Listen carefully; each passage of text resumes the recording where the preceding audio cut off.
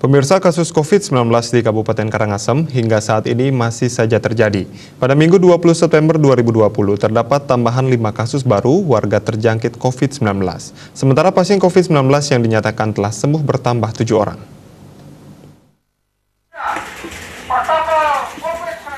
Koordinator Satuan Tugas Bidang Kesehatan Gugus Tugas Percepatan Penanggulangan COVID-19 di Kabupaten Karangasem, I Gusti Bagus Putra Pertama, Minggu 20 September 2020 mengungkapkan ada tambahan sebanyak 5 kasus warga yang terkonfirmasi positif COVID-19.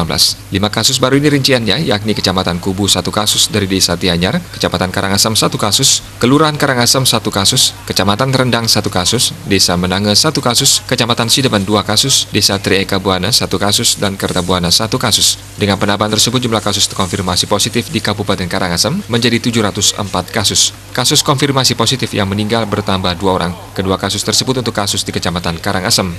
Sementara pasien yang dinyatakan sembuh juga mengalami peningkatan. Pasien yang dinyatakan sembuh bertambah 7 orang.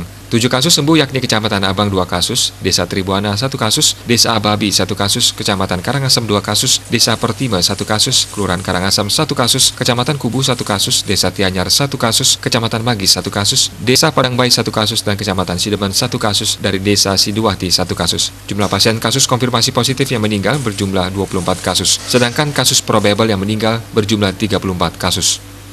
Eka Parananda Bali Pos melaporkan.